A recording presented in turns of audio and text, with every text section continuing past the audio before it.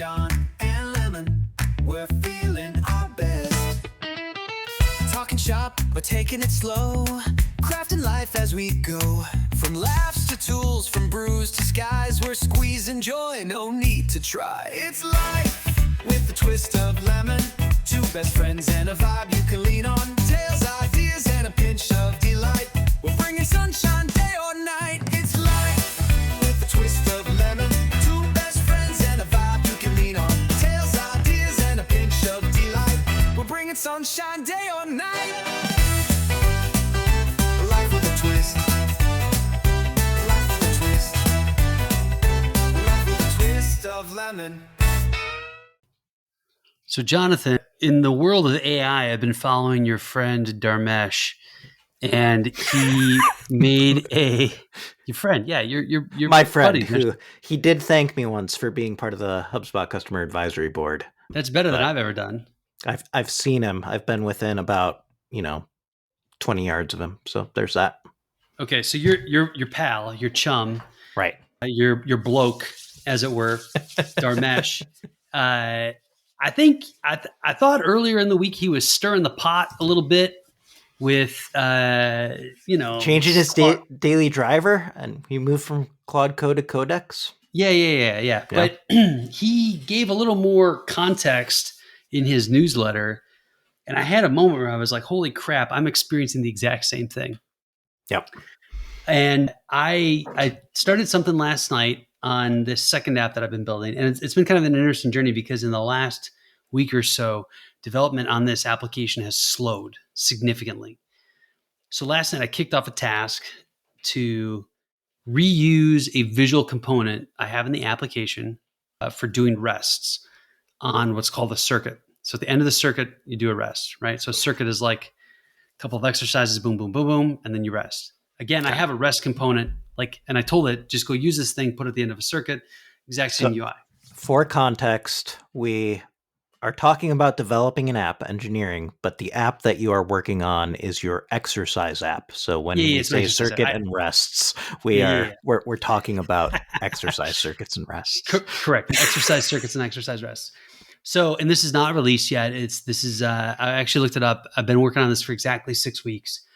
That's probably. I haven't even gotten my hands on it yet. I've got some screen recordings and screenshots and stuff, but I have not touched it. Do you exercise? I kind of, not circuits and rest stuff though, but not circuits and rest. Usually I play QA for your apps and try to break them. So here's the funny thing about the circuit piece. I don't do circuits in any of my routines. This was a challenge to me from Claude itself as something I should consider closing the gap for. And I looked at it, I was like, oh, I have to do some pretty major restructuring. So I went down this whole path. All right. I'm getting away from the point though, which is I set up a prompt last night. I reviewed the plan and I thought Claude was going to go and do something spectacular. Right. Yeah. Woke up this morning and let's say I was a little disappointed. Because it wasn't there. The component didn't show up. Claude had stuck a timer in the right place, had wrapped it in a conditional that would never pass true, so it never showed. So I basically told Claude, right, this thing's not showing up. You need to just make it show up. And it was like, hey, I fixed it. It's all good. And I ran the app again. Nothing. And so I was like, all right, we got to blow it up, start over, go back to basics on this component and make it show all the time. No conditions whatsoever. I don't want any conditions. As long as there's a rest period configured, show this thing. So it works, and it's like, hey, fixed. It's all good to go. And I pull it up, nothing. Right. So it is actually committing code, right? Yeah, it's committed. I'm looking at the log. I'm like, I have no idea why in the heck it's doing this. It's clearly off its rocker. And I eviscerated it. Right. I talked down to it. I used some cuss words, things that are just not appropriate to talk to a human or an LLM. And the robots will remember this. They will. Yes, they will. And I reiterated exactly what I wanted. And I left for the day and I came back and I would say it was 40% of what I asked for. Right. So I tried it again. Hey, fixed it. It's all good. Nothing. And this has not been your experience in the past with Claude Code. Not at all. This application has been mostly built by Claude. There have been some parts done by Codex, and there have been some parts done by Gemini Code Assist, but the vast majority of it's been done by Claude. So at this point, right, I haven't been using Codex for probably 4 weeks now on this application. And Codex is what I have been, actually doing some development work with after 3 years of hiatus. So after 3 years. So here's the prompt that I typed. I said, on a circuit, there is a rest, and that uses my standard countdown view component. However, it's wildly different than the standard rest at the workout step level. I want the UI component to behave the same, meaning there's a circular toggle to the far left to mark it done or undone. And when the timer is complete, it shows the step muted and says rest completed. Basically, for a circuit, match the behavior of a normal workout rest. All right. So I would not junior software developer could probably get you 80% of the way there. I hope so, but I'm not gonna lie. This is not like a well-written prompt. I didn't say show me the plan. I didn't say do it in phases. None of that, right? Sure. So I run it. I walk away. I go do some other things. It just worked. It's done, and it's exactly what I wanted. So then I open up my email, and Dharmesh is like talking about why he's not using Claude anymore. And he basically described the exact scenario I just laid out for you. And I am frustrated that I didn't stop and reset myself sooner, right? Like I should have caught that this thing was going crazy.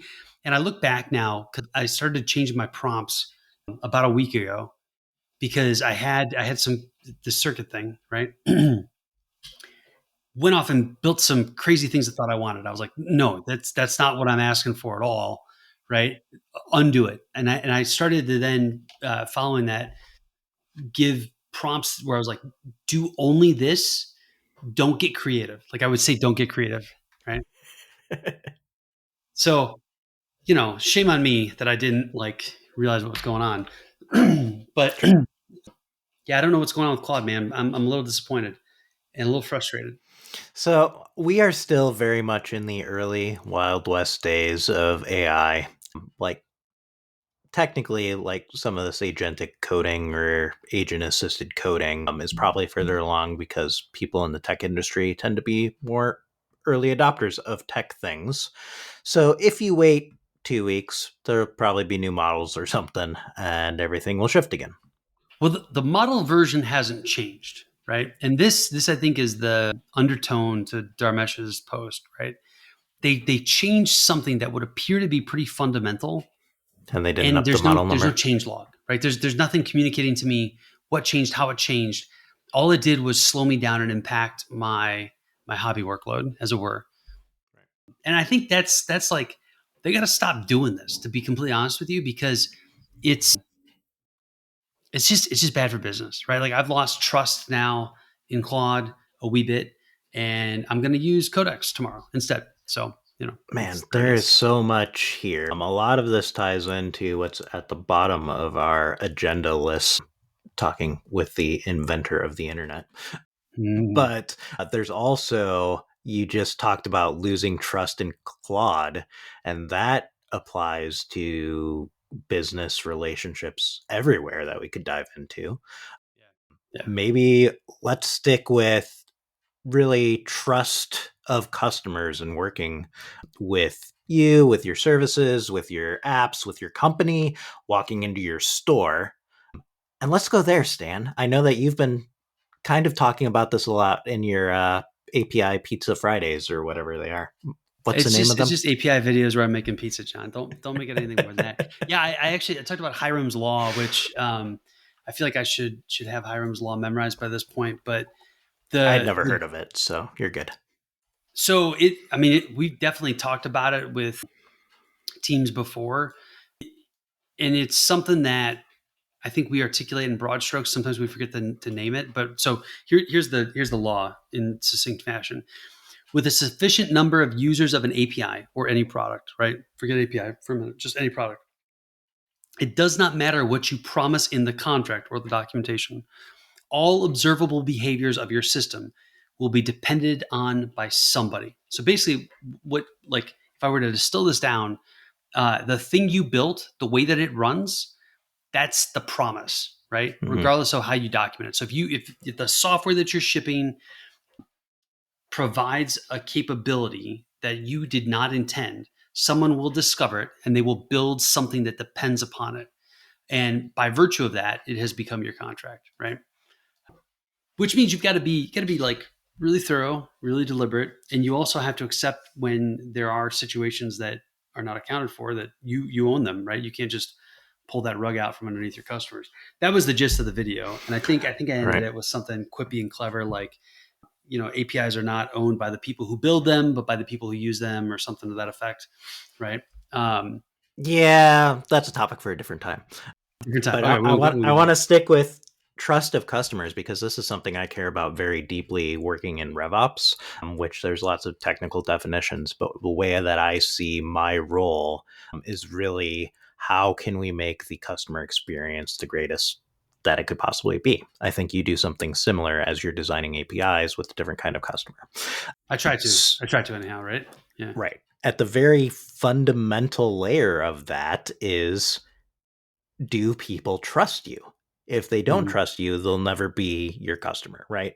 So a new restaurant pops up in town and it's got like a sign with a Sharpie on a piece of poster board and dingy lighting and looks a little sketch. Are you going to go in there?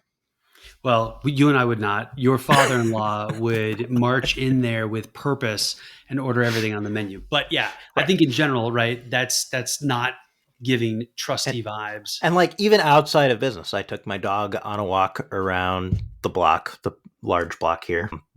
But it's now November in Iowa, so it was dark outside, and you come up to somebody who's walking a different direction for you, your mind automatically goes into this trust analysis aspect. Yep. Is this a threat? Is this not a threat? And then we say a good neighborly hello and whatever. I live in a safe neighborhood, so it's not like I have fear. Yeah, it shouldn't be a thing, but your mind still goes there. Yeah.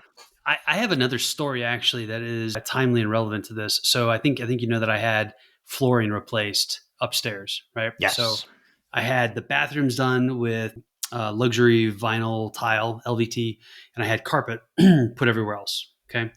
And one company, they're going to subcontract out to two different crews for the LVT versus the carpet. So the LVT guys come first, and they did everything in their power to make me not trust them, to the point where I was like, okay, you removed my toilets. I'm going to reinstall them. You are not, because I don't trust you to do it right. Right. And sent them home. So pretty awful experience, right? Mm-hmm. What they did in turn was set me up into a stage where I was worried about the carpet guys. Right. And I assumed that the carpet guys, I was not going to be able to trust them. Right. And so when they showed up, I'm kind of like on a defensive footing and asking a lot of questions, being overly prescriptive about expectations, just not coming from a very trusting place. Turns out those guys were fantastic. They were beyond professional. They were exceptional in every way. So the complete opposite of these jokers who did the LVT install. But the point is, I was unprepared for them to be exceptional because my trust had already eroded in the company that was subcontracting to both of these, Yeah, absolutely. Bringing us back to the software lane, like if if Google goes down every week for 4 weeks in a row. Hey, you don't have to, no, not Google. Just pick on the one that just happened, right? AWS went hard down. Half the internet broke. Nobody knows why, but companies everywhere are second guessing using AWS as a provider. Now, the reality is AWS is great. It's still going to be great. Yep. But and like the big problem there was AWS actually solved this issue relatively quickly, but because of the way that DNS propagates out, things like that, we lost a whole morning of a whole bunch of vital systems, right? Duolingo was messed up. A Kindle didn't sync before I got on a plane. Ooh, that's awful. Yeah, it was like, you want to talk about impacting. Now, granted, the company I worked for, right, like we had software and that was on fire and all that stuff. But for me, I just wanted to do my Duolingo before I got on the plane, and I couldn't. And I wanted my Kindle synced up, and it wasn't, right? And that was So what, 2 weeks ago, 3 weeks ago? I think it was actually 3 or 4 I at guess this we're point, recording the week recording, before this will and come out. yeah. But say that happens again this week, trust continues to deteriorate. Right now, they're kind of riding on social capital that they have earned by being really, really reliable for decades. They're doing a ton of apologies too, I'm sure, right? Right. And somebody probably lost their job, but you know. I hope that's not how that works, but you never know.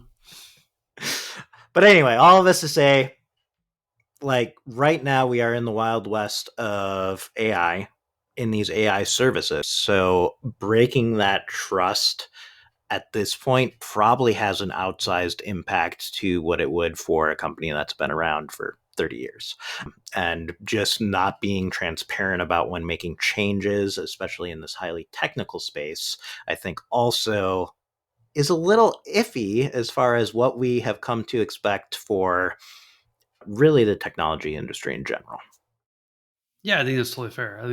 I mean, yeah, I can't say much more than that, John. I think you nailed it. It's we have misaligned expectations across the board in terms of availability of software, and we treat every bump in the road as like completely compromising our trust. So, Yeah.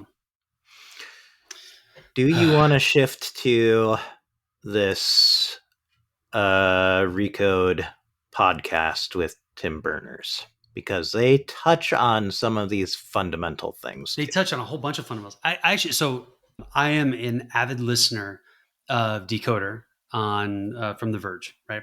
That's Nilay Patel, editor in chief, The Verge. You and I used to listen to a show he did with Walt Mossberg. Yeah, I don't even and remember. I love that show. Control Walt Delete. Control Walt Delete. That's right. It was very clever, very clever. And Walt Mossberg is a gem of a human. Like he is a hero of mine in terms of reporting on technology because he was doing it before anybody else was. And him and Nilay would talk about technology stuff. I would dare say, you tell me if I'm honest, I would dare say that it was a influence for how we have these conversations for a podcast.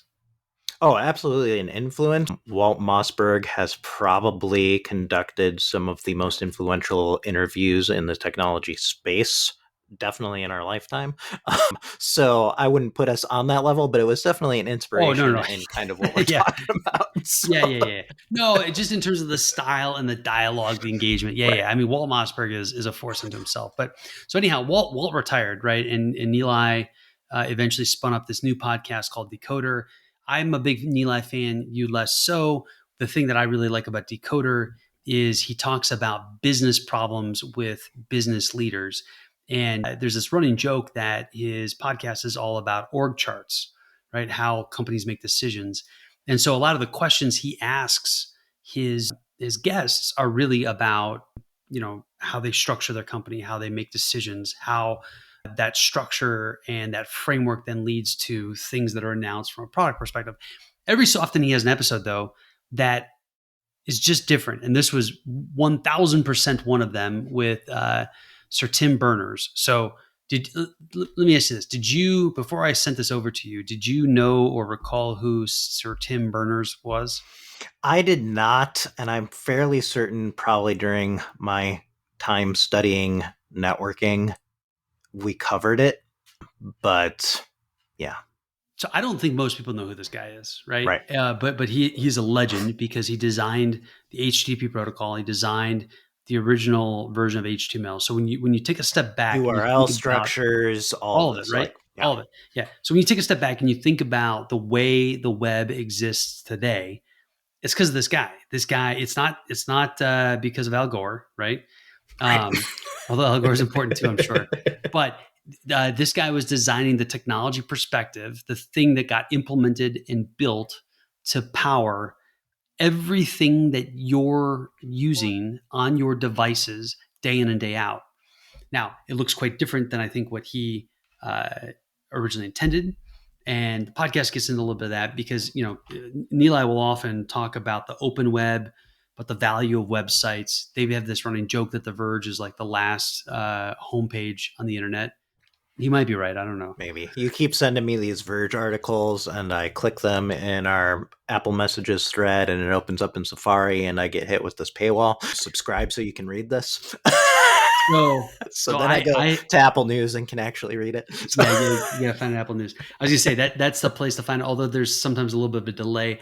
I'll be completely frank with you. I pay for a subscription to The Verge. I pay for it because I want to just hit it in Safari or Chrome or Atlas or whatever I'm using. And also because I then don't have to even mess with fast forwarding through ads because I get an ad-free version of the podcast. But yes. I think they've got some good content. I think they've got should we add ads to our podcast and paywall it so that people can fast forward through the ads? If someone will pay us for an advertisement, yes, absolutely. And if someone will pay us more than we will make having the advertisement to listen to it without, 100%. Right. But I think as we come into the second era of this podcast, we should just release a few episodes first, maybe. Oh, okay. All right. Well, if you're interested, there is a contact page on our website. I don't know if it actually tells people how to contact us, but there's links to places that you can figure it out. I'm pretty sure that it has a link to an email address. Oh, does it? I haven't updated the contact page yet. I did the about page. I did overall. Oh no, we don't. No, there's no email address on here. So let's find us on the socials. It's on the socials. LinkedIn might be your best bet. Yeah, we're not really on socials anymore. In fact, the contact page says social media is evil. Follow the podcast for updates and new episodes. I think the about page might have our LinkedIn links. So you'll have to work on that, John. You could open an issue on GitHub because I think that the website repo is public. So and then we'll have Claude implement it after they do, right? Absolutely. Or maybe Codex at the rate we're Probably going. Codex. I mean, Codex is my friend. I have hit 65% of my weekly usage this week, but it resets tomorrow. So okay, all right. I have burned through my Codex usage in 18 hours, like my weekly usage for 18 hours once. I would call that an AI bender kind of a weekend, but alas. Okay, so let's get back to Sir Tim Berners, because there were a couple of things I thought about interesting about this. First of all, Nilay is always talking about the open web, right? And there's this motion to move into applications instead of the web. And then you have obviously concentrations of, he would say power, I would just say concentrations of access with search engines being, Google, and the concentrations of access for social media. I think he probably means Facebook, although who knows in 2025. Maybe the broader is just Meta, right? Yeah, so I think Meta is definitely there. I think Sir Tim Berners basically sees Meta as the monopoly on social media. They go in a little bit to TikTok, which is also very popular. But it sounded like Tim Berners thought that was more, this is all an application and not really part of the web, which is another interesting distinction. Yeah, it is. And I don't totally know how to parse some of his statements in this because I was expecting him to be like anti-app, and I wouldn't say he was. Yeah. Yeah, like I think Nilay at one point wanted him to be anti-Chrome, but he really wasn't. Right. So I think this is where I fundamentally break with liking Nilay, right? It's like he asks these questions to try to get the answers that he's looking for. So it's just kind of inconsistent journalistically, and that's kind of popular now. But well, I think so. I would agree that he does that in this episode. I'm not sure that that's always consistent with him. I think again, different guest, different context. My read was Nilay was assuming positions based upon this guy's history, right? History, writings, he's not an unknown figure. Right. Didn't pan out though in the way that I think he expected. And I've never actually heard Nilay say he is like pro AI or anti AI. I've gotten senses of each, but I think he was trying to figure out if Tim Berners is or is not a fan of AI. What's fascinating about this is I would say he was very pro LLM, and in a way I did not expect. So you zoom out, right? He, way back in time, he proposed patterns for structuring information on pages specifically so machines could process them, right? Mm-hmm. And Google actually does do this, right? They have their, I don't even know what the heck it's called, John. You would know Schema. but I mean, schema is a much more broad thing, but they've got a thing for their search, right? For indexing. Schema.org, right? I think that's where the standards. I hate when people co-opt these terms. Right. It's not like we're building a new SQL database or something like that. Yeah, like I'm going to call this thing envelope. Like it is kind of surfacing that information. Yeah, it's a structured way. It functions very much in the same way. And this stuff is on web pages that you, dear listener, look at all the time, and you never see this stuff because it's hidden. It's including just twistoflemonpod.com. Yeah, there you go. All right. So I just trust that John, the SEO expert, is figuring this out. What are you drinking over there, John? Is that beer or is that I've got a Manhattan with bullet rye. Oh, that sounds great. Bullet rye. Mm. Yep. I have water tonight. But that's all right. Okay. Healthier for you. Well, I had some beer earlier. So leftover growler from Metazoa that I got last night. I have not been there for ages. It's called Jane Good Ale. Jane Good Ale. Yeah. Right. Yeah. So you got to give them props. Got to give Metazoa Brewing in Indianapolis props for naming, right? It's got to be really fun to work in the beer industry, at least until you get sued. So. Yeah, right. Well, I also picked up they're high boys, but a 4-pack of Barktoberfest because Metazoa's got this whole dog theme thing, and the art on it is just fantastic. I would actually say like microbrewery can art is just a whole heck of a lot of fun. So to continue the sidebar, I used to work in a co-working space. There was this graphic designer there who did a bunch of the labels for some of the local breweries. And he always said that his favorite things to do were beer labels. And like his dream was to do album cover art. Oh, nice. So, yeah. Okay. So structured data. Right. And what I thought was fascinating about this was Sir Tim Berners basically said, like, look, we didn't get the standard for structured data. Google's kind of got their thing, blah, blah, blah. Basically, LLMs work in such a way, AI now works in such a way that you don't need structured data. It'll just structure it for you. Right. Yep. And with I thought all the ethical concerns that go along with that. Right. Yeah. All the going on. But I thought that was a fascinating perspective. And I think so. Nilay has repeatedly on interviews with CEOs expressed his concern about the amount of junk out, right, that then goes back in to these LLMs from a training perspective. And who knows, maybe that's why Claude stinks right now. It could be, but, if you generate AI content and there is no watermarking mechanism for content that comes out of an LLM, how do you know when it comes back in that it's not more junk, right? Right. And what struck me a little bit, and I'm curious if you get this vibe too. I understood him to be thinking about the value of LLMs, AIs, in organizing data, not in generating content. Like I actually thought that he was not a fan of generated content from an LLM. I don't know that jumped out to me specifically, but yeah, he didn't really center his content around that. He very much centered his content around your personal AI should be fed your personal information and then start to organize that data and make decisions and work on your behalf. Yeah, that was another interesting twist. So he was very pro give AI your data, right? And it should be somehow sandboxed, but you should be able to give it all of your stuff so that it can assist you in a more deep way. And this is fascinating to me too, because I think one of the big caution tales going on everywhere right now is don't give it your personal data, right? Yeah, and privacy type stuff. And I think that he's probably thinking it in the same form that Dharmesh does. And like Dharmesh is very beta tolerant and probably cares about security of his personal data because it's valuable, but I think that he's more excited about the technology and what it can do. But the way that Dharmesh has said that he actually interacts with AI is always through a command line. And he has kind of his data in its own thing that it pulls from and doesn't actually send back to the LLMs.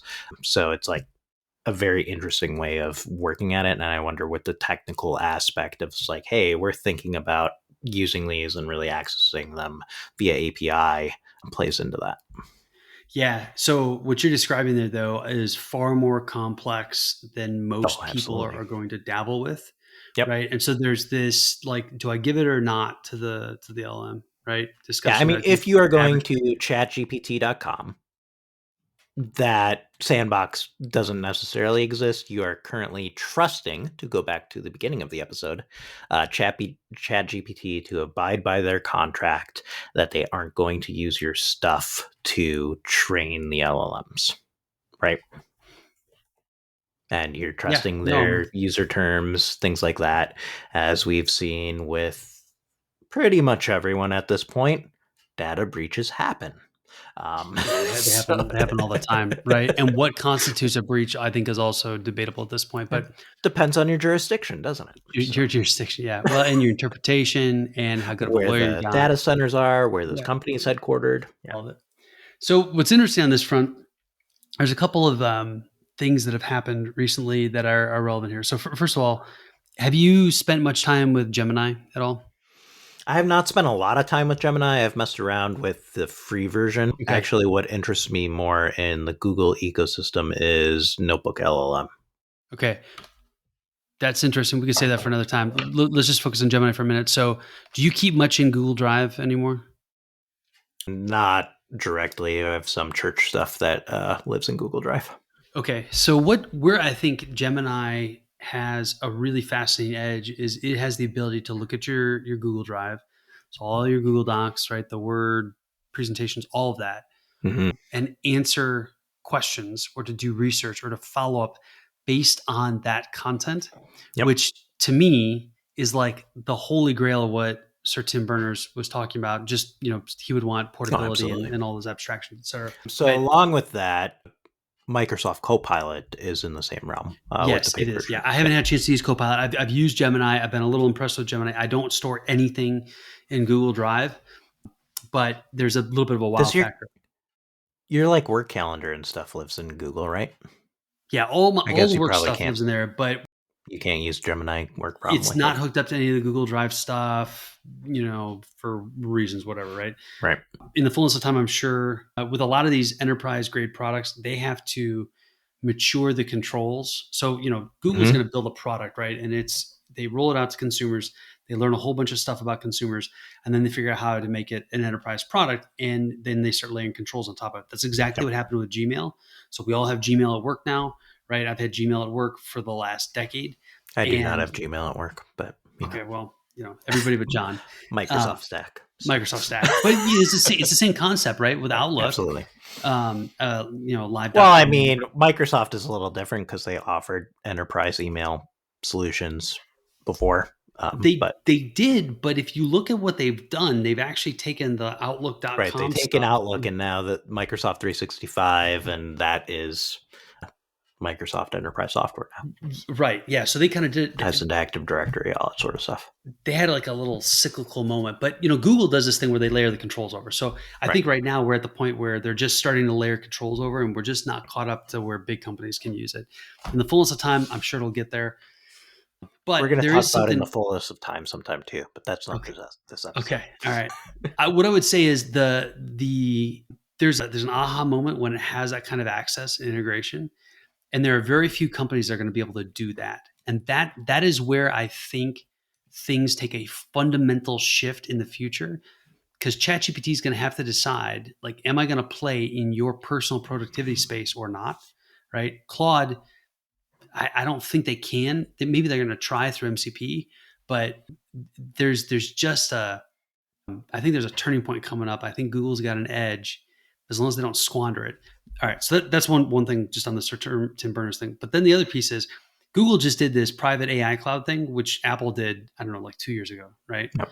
And the whole notion is to be able to do AI in the cloud in a hyper privatized, or excuse me, not privatized, hyper private way, right? Mm-hmm. And again, like this is fascinating that Google Which is is very doing. weird that Google is doing it, right? It's very weird that Google is doing it. But it's also fascinating to me because OpenAI hasn't done it. Anthropic hasn't done it, right? Grok is never going to do it. And I think there is something in that play that's going to give them leverage in the long run. So Gemini has gotten better and better and better, but it's like the silent sleeper in these AI wars right now. And I think it's too easy to discount it, but I think they're going to come up on top. So you've seen, I don't know if it's rumors or confirmed about Apple and Google talks, and basically Apple using Gemini to make up ground that they've lost on their AI front, right? Yeah. Those are the rumors. People seem surprised. I don't really understand why they're surprised. Right. Google and Apple have a pretty rich and deep relationship. Ergo, Google is the default browser on Safari out of the box. So this doesn't surprise me. Like that comes out of it's the Android iPhone thing is where people are surprised by this. But like that's a very small part of Google's business, and it's a relatively large part of Apple's business. Yeah, here's the other thing too. If Apple is going to outsource AI development, I don't think they're going to do it to the OpenAIs or the Anthropics. Mm-hmm. I think they're going to do it to one of the big enterprise players, which really leaves three. And Bedrock on the AWS side is not. Do you want to name the three? Because I think that I can guess. But Microsoft, Google, and AWS. Those are the big three. Okay. But AWS right now doesn't have a model in the same way the others do. They're dabbling. I kind of think like AI with Amazon in general is going to look very different, right? Because I think they're going to be very much operationally focused and not necessarily end user focused. Well, I mean, to a certain extent, they're doing something that's fascinating. They're actually taking the Microsoft Copilot approach to models with Bedrock. So first of all, Amazon's got something. It's Nova, right? And you can go try it with the new Alexa stuff. Sure, that's consumer grade. Yeah, it's consumer grade. Alexa is doing multi-model, as I understand it, interestingly enough, from a Decoder interview. And multi-model is the basis for Copilot. So what the heck do I mean by multi-model? So these are interfaces that tie into applications you use, right? Copilot, Alexa, et cetera. And they can choose to use like AWS Nova or Claude Sonnet, right? So Claude Sonnet is a model from Anthropic, or they can choose to use ChatGPT, or sorry, GPT-5, right? Yeah. 5.1 for today. And on the Amazon side on Alexa, from what I understand, is they're like making those decisions on the fly, which model to use. Copilot, at least like in Visual Studio Code or whatnot, you choose, right? But you have all of those implementations. And what's kind of nice about this is I can switch between the models without changing the interface. I think you're going to see more of that. GitHub at their GitHub Universe thing just announced something that's going to like basically live over top of all of those different coding tools that are out there. So, Amazon then has taken this one step further. They have Bedrock, right? That's a product that they sell. And Bedrock is like a set of APIs over different models, right? So it's not multi-model from an API and infrastructure standpoint. And again, I think you're seeing some companies that are just deciding that they are not going to hedge all of their bets on one company, like Microsoft did originally with OpenAI, right? Right. And that's interesting to me. I think it'll be interesting to see if Apple decides to just stick with Google, if they do a broader partnership. Amazon, Apple could decide to go all in on Bedrock. They could do a multimodal thing using Bedrock. Like the possibilities are endless. I think that the moment has probably been missed for Apple to do its own, right? Right. Yeah, because like Apple AI talent has been poached too. They've been poached, and I also think like when you get that smell of crap in your nose, right? it's really hard to get it out. When something stinks bad, it lingers. And I think that team has had a lot of bad press. Mhm. Quite frankly, they don't really have a great product out in the wild. Maybe they have something fantastic that hasn't been released yet. I don't know. Sure. But I think that leaves a bad smell. So I think you got to do something else there. You know? This goes into something else we could talk about, and that's basically current state and future of Apple. Oh, jeez. Do you want to do that tonight? No, that is not a tonight thing. We're 40 minutes in. We are not very far through our list, so I think other things will change too. And we've barely scratched the surface of this Tim Berners interview. Well, so what? Okay, I've ranted a little bit about this. What was most interesting to you? What troubled you? Maybe what confused, confounded you? I don't know that anything troubled me. I think I put a bunch of notes in our thing. And then I think that the big takeaway is something that isn't necessarily a new thought of mine, but it's this hyper personalization and AI working on your behalf, kind of being a steward of your interests. And that I think in general as an end user is good, but then what if everybody is only working in their own interests and now they don't actually have to interact with anybody besides their chat interface and the agents go do all the work? Like, I don't know. I think there's some ethical concerns here as we start to get into philosophical ethics, all sorts of questions there. I really thought you were going to go the way of what Nilay calls the DoorDash problem, but I don't think you did. I think you you went past it to like what happened. Yeah, so the DoorDash thing, I think that he had a good answer too, in that like the service providers, the companies still have to provide value to the end user.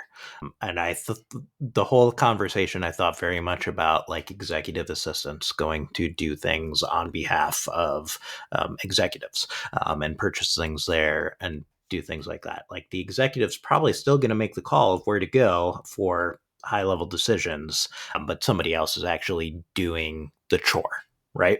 Sure. Yeah. So and DoorDash I think is different. I think that there's this mindset of, hey, AI should always work in my best interest. And if everybody is doing that, we run into really a lot of what the world has become now. But are we going to talk about Star Trek II: The Wrath of Khan? Hey, if you want to tie it in, you go for it. I just feel like this is the good of the many outweigh the good of the few. Isn't it the vibe? You're going there. Partially, right? Listen, most philosophy in life can somehow be tied back to Star Trek II: The Wrath of Khan. I am not surprised that we are in this moment right now. Right. Yeah, I think absolutely. But I think that we have really globally, as a global culture, have become nasal gazers, right? Like we're very much concerned with what we think, with what we're doing. And I think that sometimes we try to present ourselves as not, but ultimately it comes down to what makes me feel good. I'll go with you here. I think I would say it a little differently in that people are very self-centered. I think we've all humanity is self-centered, right? But I think we're a little more overt about it now. And I think there is a correlation to that and a loss of community and like groups of people that you do things with, even if it's just like coexisting in the same space, right?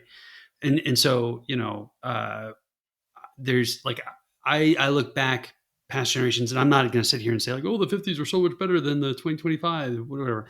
Like I'm not going to do that because I don't think that's true.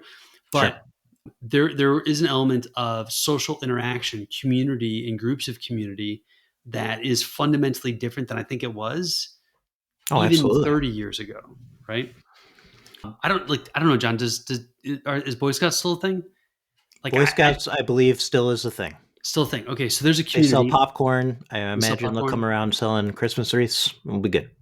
Listen, if there's a Boy Scout out there in Indianapolis selling Christmas wreaths, please come to Wanamaker because I will buy wreaths. In the 8 years that I've lived here, no one has offered to sell me a wreath. You've offered to sell me popcorn, and I buy the popcorn, right? I also ask you to recite the oath and the 12 points of the Scout law. Oh man, right? do I still remember that? I don't know if I do. I don't remember. Right? You're an Eagle Scout though, aren't you? No. I never turned in the paperwork. paperwork. You didn't go to. Okay. I never turned in the paperwork. That's the story.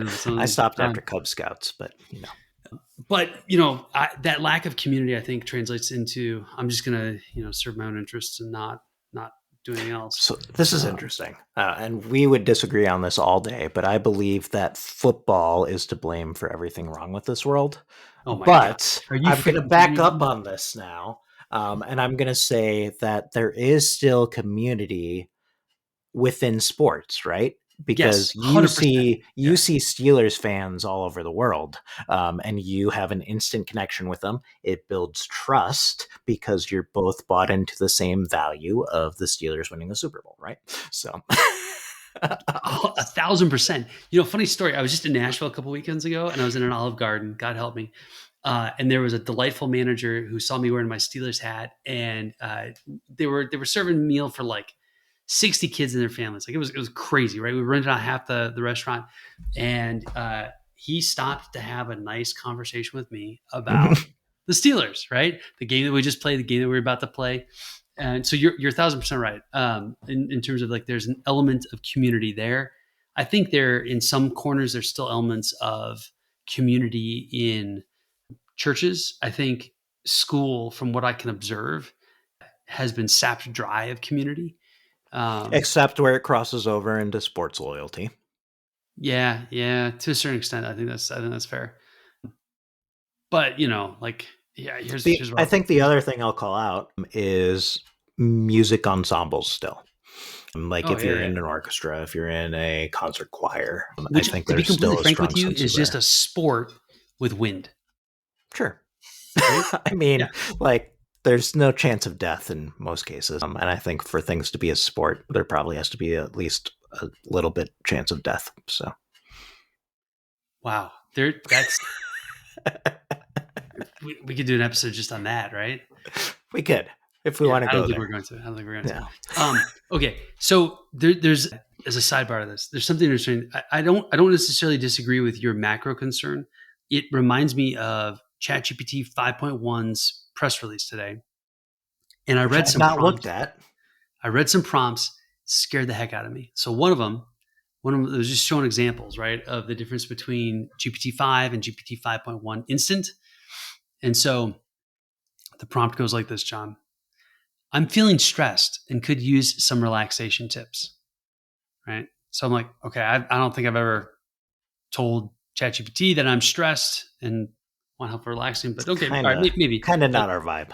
Not our vibe, but so GPT-5, here are a few simple, effective ways to help ease stress. You can mix and match depending on how you feel, right? Then 5.1 instant. I've got you, Ron. That's totally normal, especially with everything you've got going on lately. Here are a few ways to decompress.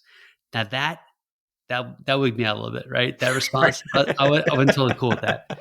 But so then I scroll down, and there's a couple other examples. They're more interesting.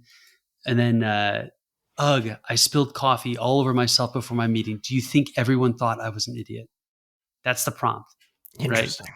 I would be like, how do I get coffee stains out of my shirt? Exactly, right? That's exactly what I do too. But I thought to myself, like, oh my gosh, are people talking to ChatGPT like this? Because they absolutely are.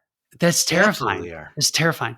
What's more terrifying is, hey, no, they didn't. You're rattled. So your brain is doing that thing where it's catastrophizes. Wow, that's a word. A tiny mishap into a character flaw. But honestly, people barely register this stuff. Everyone's sprinting between calls, half distracted, juggling their own chaos. A coffee spill reads as busy human, not idiot. Mrs. Kohlmeier uses ChatGPT like this. Really? Yeah. I just can't even fathom how to. Okay. So your concern to me is echoed in these prompts, right? And if this is real, which presumably it is by virtue of OpenAI advertising this way, but also now because apparently Mrs. Kohlmeier uses it this way. She doesn't listen to the podcast, John. We'll see if she does for this relaunch, but last time, no. But this always takes me back to the best advice I ever received, which was from you. And I've thrown this all over the place now. And that is, you are not as important as you think you are. Yeah. Yours was in a very specific context where I thought that the whole organization would burn down. But like this, you are never the most important person in the room, right? I firmly believe that we are here to serve our neighbor, to serve the other people. I think that we won't go there. I was going to talk about my bachelor party, but we'll save that for a different no, time. that's not podcast safe. It's not podcast safe. Someday Lily will find these recordings. We can't do that. Maybe that's my personality, and maybe it's from growing up as a school teacher's child, where like we were hanging around in the school building until late at night. So like, yeah, I'm gonna go set up the tables for this event I have no part in. But I very much have that servant attitude, and I think it really helps keep my ego in check, because I very often can think, hey, I am right on this, and then not be swayed even when confronted with facts. Yeah, I'm with you. I think there's something here, John. I don't know how to articulate it in an objective way, in a measurable way, right? Which is what I'm always trying to look for. But I do think we've taken the imaginary friend and we've made it a little less imaginary in a way that negates the real, right? Now, I guess the other side of this, like we definitely don't want to negate the real, but I think that I often go to ChatGPT specifically and kind of work through my thought process on things, which might be a little different than these prompts. But if I kind of explain a situation and then it shoots out a response, I very much will shoot back with, well, what about this? Or what if this changed? And things of that nature. So I do think that there is some value in the tool really helping you to process thoughts and events and external things. 1,000%. I think the key word there was tool. This is something you said to me when we were in Milwaukee a few months back. A lot of people want to use like a shortcut, but if you use it as a tool, right, you'll get better outcomes. And I think so. First of all, like as you know, right, whatever I do, it's the right way. I firmly believe that deep down in the bottom of my soul. So how I use ChatGPT is the best way. And the thing that makes me realize that we are good friends is that I have actually been able to make you take a step back and maybe even rethink some things. So on occasion, there's probably 6 or 7 times, I'd say. Right. In what? How many years? 20. So, 20 years, Stan. 20 years. But I just to come full circle here, right? Like I think how this stuff is getting used, like there's 2 paths, right? Red pill, blue pill, maybe. Gosh, that's a reference that's ancient now, isn't it, John? Yep. Holy cats! More than 20 years, right? Did The Matrix come out in 2003? Yeah. Something like that. Gosh. All right. Daniel Sanchez will correct us. He was very excited that we were coming back. So good. Oh, I miss Sanchez. Good people there. But to wrap this up, I think just on the Sir Tim Berners piece, right? I think it was an interesting episode. We'll link it in the show notes. Even if you don't like Nilay, which I like Nilay, but whatever. I think it's just fascinating. I was just turned off by the leading questions. That's fine. That's fine. I liked him with Walt, but I think that Walt could make anybody likable. So yeah, Walt, again, gem of a human, right? Like, I mean, yeah. It was reassuring to me, or not reassuring, comforting to me, I think, to get Berners' more positive take on the future of the web. All right. Because I do feel like there's a lot of negativity about the state of the internet, and I'm pro internet. Like I genuinely am. And it's good to just know that some folks look at these things and recognize that there is value to be had and there's opportunity to be had.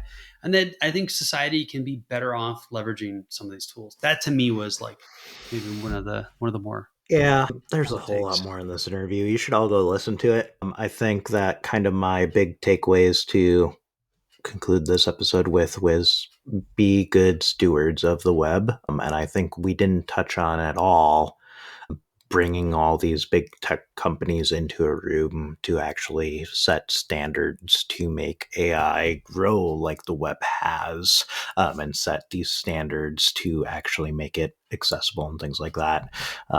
Even though, and to get the right guardrails, right? Like guardrails. what does security, what does identity look like for AI, out in the wild? I think, we are. The question remains, like, will the titans of the internet world be willing to even do that? I don't know, but Right. that is what we need, right? And I think just again, the needs of the many outweigh the needs of the few. But like, I think it's all about the Wrath of Khan. that is what let the internet thrive really until today, and probably going forward. But yeah, even in the midst of, we have these tech giants now that control large portions of it, but I can still go and build a website and send it out into the world. Yep. All right. One last topic here, maybe to just toss out, and then we'll wrap up. iPhone socks. Did you see this? Come on, this was sent me this. This is huge. This is huge. I don't even know. I don't know what do they actually call them. I thought they called them iPhone socks. Are you saying do they call them socks? I'm pretty sure they call them iPhone socks. Where do we put iPhone this? Pocket? It's the iPhone Pocket. Yeah, it was the iPod socks. And then I actually went and I watched that keynote with Steve Jobs where he released the iPod, which is amazing. It's an amazing little keynote, right? Because he didn't take it too serious, but he also, I don't know. It's like, he made it clear that, yes, this is actually a thing where we're going to sell you a pack of 6 socks. 6 socks in beautiful colors. Which is another thing that we could talk about, because it sounds like it's kind of his jab at cases. It could be. But so cases weren't that big with the iPods. Like, this is early enough that I don't think that whole like sub industry has emerged. So these iPhone Pockets, they come in 2 lengths, right? So one, like, you just can dangle over your arm, I guess, and the other you could actually wear over yourself like a satchel, and it just holds your iPhone. I think they look pretty cool, but they were what, $179 or $249, something like that. Yeah. Which for this knitted thing. John, sorry, $149 and $229. John, they're depending on length. 3D knitted, whatever that means. 3D knitted. Yeah. Is that like on a 3D printer or? I have no idea. Man. But I don't know how to say this designer's name, but it's a collaboration between them and Apple. And I'm sure someone's going to buy this. It will not be me. I'm going to be honest with you. It was almost me. It really was. I believe that you would buy this. I also think that there's probably a market for all the people who say, my dress has pockets, and that's like the thing that's really exciting. So like for specifically like women clothing that doesn't have pockets, I think that this could be a win there. Probably not worth the price tag, in my opinion. It is a bit much, but here's the thing: like, if you're buying a designer purse, this is on the cheaper end, I think, right? So maybe it's not. I'm also anti monotaskers, so like, just get a bag. So wow. Okay. All right. There we go. There's a whole hot take right there. As far as external utilities go, I am very much a monotasker in my productivity life. So. Oh man, that's a future episode for sure. So with this thing, here's the one thing I will say about this: the lineup is bold, beautiful colors, and there's more than 6, which bothers me because it should just be 6 colors. Sure. But I love having good color, like bright color, in Apple's product lineup, because it just ties you back to the original iMac, right? You get the original iMac. You've got the iPods that came in various colors. Do you remember the iPhone 5C? I do. The iPhone 5C was amazing. And did you ever buy that lemon colored Mac Pro? What was it? iMac? Was it a recent iMac? Yeah, it was iMac. Yeah, okay. I looked at it, but the display was a little too little for me. If they ever made that in a 27-inch model, though, game on. But if they had both lilac and lemon, which one would you go with? So, okay, this is tricky because they kind of do have a lilac. I like it. It's a lovely purple. It appeals to me. It's our logo. It's kind of, although we took a photo of a real lilac and it didn't match up. So yeah, I would probably do lemon because I think it would go with, I must say this right, the feng shui, whatever that Feng word is. shui? Sure, let's go with that. of the home, right, and the lemon decor. So I think it would fit in. But yeah, no, I like the color. I like the non industrial shades. And so Sure. that I thought was cool. And it looks like I'm curious to see if they will have them in the Apple Store, because this is much more the kind of thing where if I see it in person, I would be inclined to spring for it, I think. So Interesting. yeah. What color is your iPhone currently? I got the orange one, man. I got the orange one too, with the tech woven case. Did you end up going with the tech woven case? No, I don't do Apple cases anymore. I'm so disappointed in Apple cases. After the fine woven that fell apart in 3 weeks. Oh, fine woven. I think like their silicone cases are always so slippy in the hand. Like they're just dangerous. I've got 2 cases that I really like. One's a clear one and one's a leather one, which Apple doesn't sell anymore for reasons. I think with this phone, if I had it, I would probably get the teal to go, like the teal iPhone pocket if I were to do this. Interesting. But, okay. that's me. Yeah. If I wind up getting one, you'll be the first to know. So. All right. Sounds good. We have so much more left on this list that we will have to save for another episode. We'll just keep building it out, man. That's how we turn into 100. I started building a backlog, so maybe we move into the backlog, and yeah, we're gonna have to move stuff to backlog. Start. This is how we get another 168 episodes, episodes, right? 168. All right. Yeah. Right. That's where we paused last time. So. Okay. All right. No, it was 167 because 168 was the teaser. 169 is the episode. I'm still not convinced that the numberings are right, but maybe they are because they were in the file names. But then, like when I was doing the website, it said 172, and that brought in like previews and other There's stuff. Some bonus episodes that are numbered. Bonus episodes. Yeah. So I think it's actually 172, count. 173, whatever. But the bonus episodes, which apparently like they don't actually play well with stuff. When we started like validating the feeds and whatnot. So from now on, if we ever do a bonus episode, we'll just number it. Yeah, it gets a number. Yeah, for sure. So. All right, Stan, it's been great. It's good to be back, and I'll see you next week. Until next time. That's a wrap, yo. Time to unplug. Stan and Jon just served that mug. Twist of lemon, sharp and